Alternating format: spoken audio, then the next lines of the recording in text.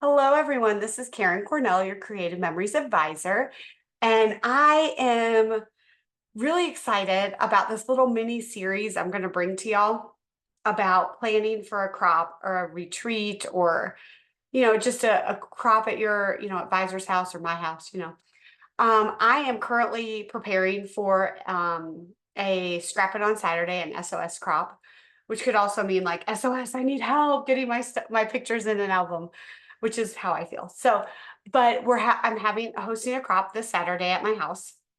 It's really fun, and I want to make sure I use my time wisely and I get stuff done. And I have been kind of perfecting this because I'm very overwhelmed because I have so much product, so many tools, so many ideas.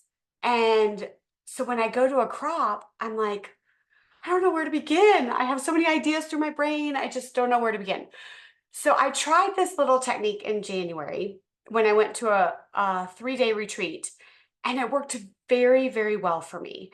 And I've kind of tweaked it over the past couple months. And so I'm going to try it again and tweak it now and see how much I get done and show you the process of how I get there.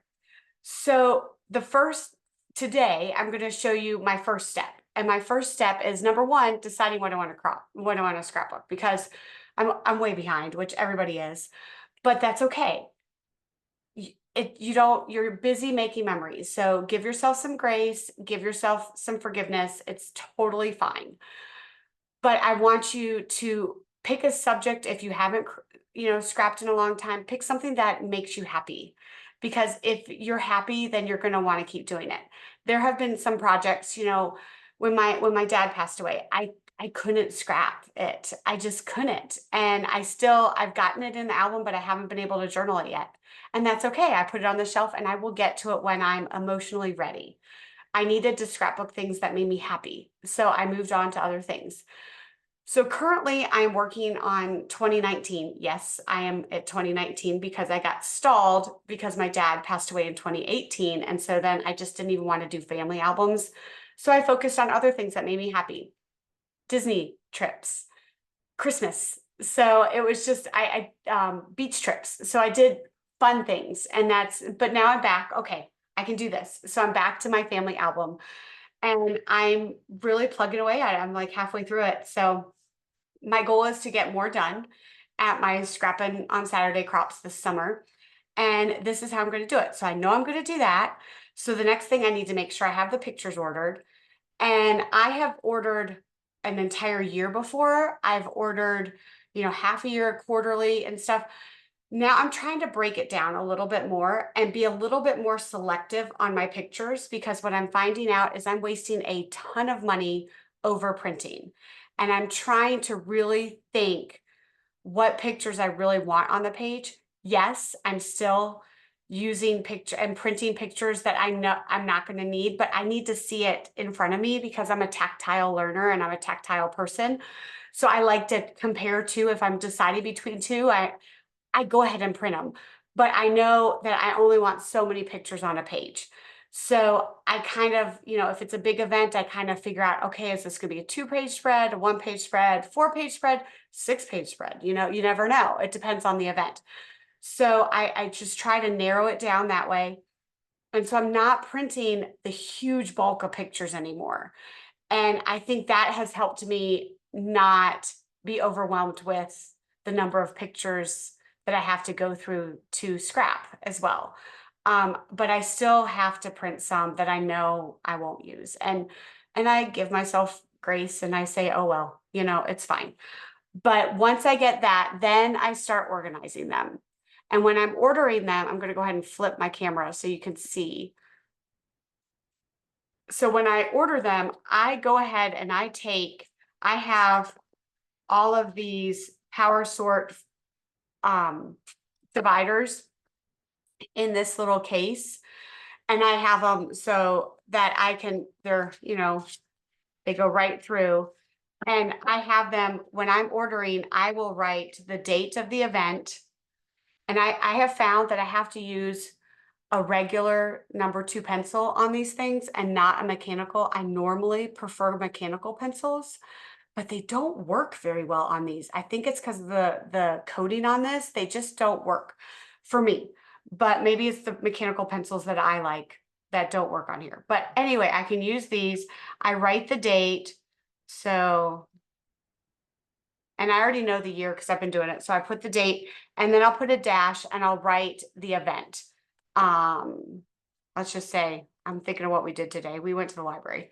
So, but not necessarily I would put pictures of us going to the library, but when they were two, I did. But anyway, so here I would go ahead and put that in there. And if I make a mistake, the thing that I love about these is they're reusable. I have found that if you use the white erasers, they come off a lot easier than if you use the yellow eraser or yellow or not yellow, like the rubber or the pink one. The rubber one will probably work well too, but the pink one, it just smudges and smears, and so it's not a clean erase. But I love that these are reusable and it's just great. So first I would go through and make sure all my pictures are labeled with the date and the event, and all my pictures are filed in here. So that is step one. The next thing I need to do for me is it's kind of a modified power sort layout kind of thing, but I get out all my idea books. So Creative Memories has come out with some great sketchbooks, and here's one, here's another one, and here's another one. So I have these three sketchbooks that I look for ideas, and I love that this is all borders. This one has the measurements on it, and I love that it divides it by the number of photos. So if I'm doing, and I know that I can take this layout and make it a 2-page spread. That doesn't bother me at all. So but then they have some that are, 4 or 5 page, photos, and then they have some title pages and then some 2-page spreads in the back. So I use these. And then I also use project recipes.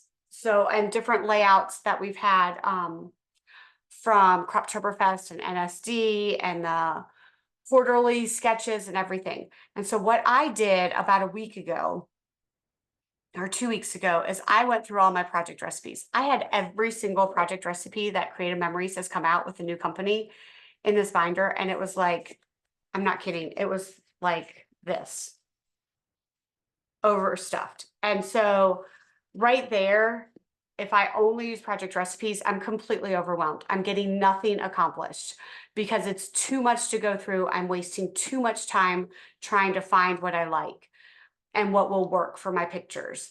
So right there, I needed to thin this out. So what I did is I went through and I divided them into the quarterly, and then I have all the project recipes. I did not go through them and make sure they were in order or by alphabetical or anything like that. I could have, but I don't have the time for that.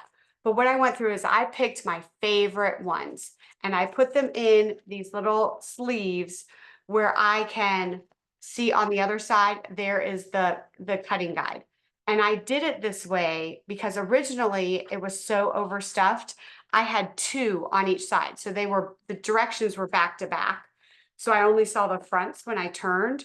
Well, that's not good because I want to see the cutting guide. I want to see how many papers I need to pick out. I want to see how I'm going to cut it.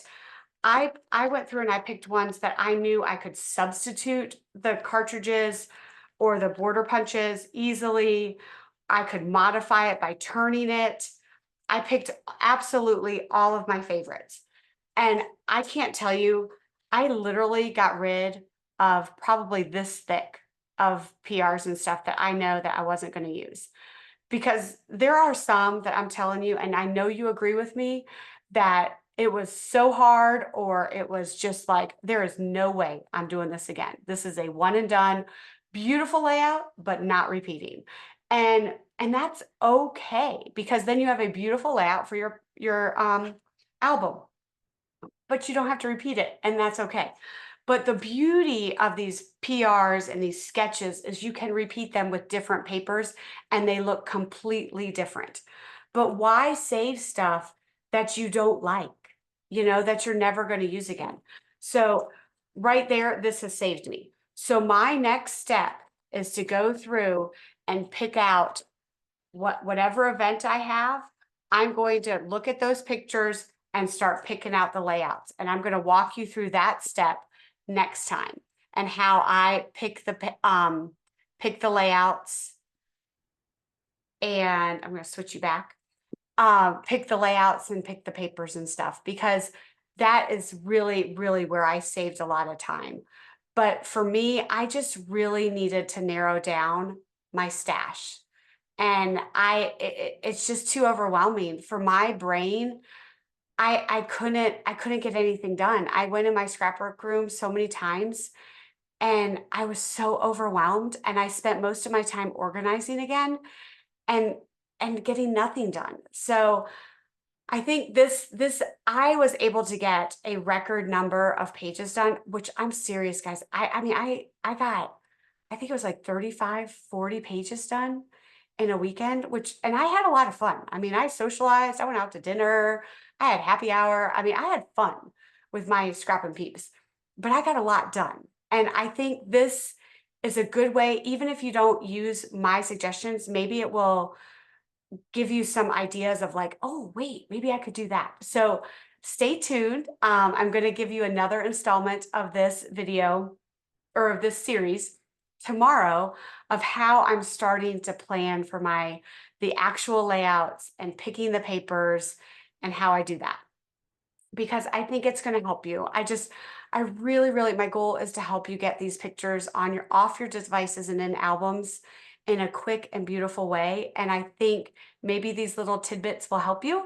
If not, they've helped me, and I can share my joy of being happy that I'm getting stuff done, and that'll inspire you too. So anyway, I hope you have a great evening. Happy scrapping, and stay tuned till tomorrow.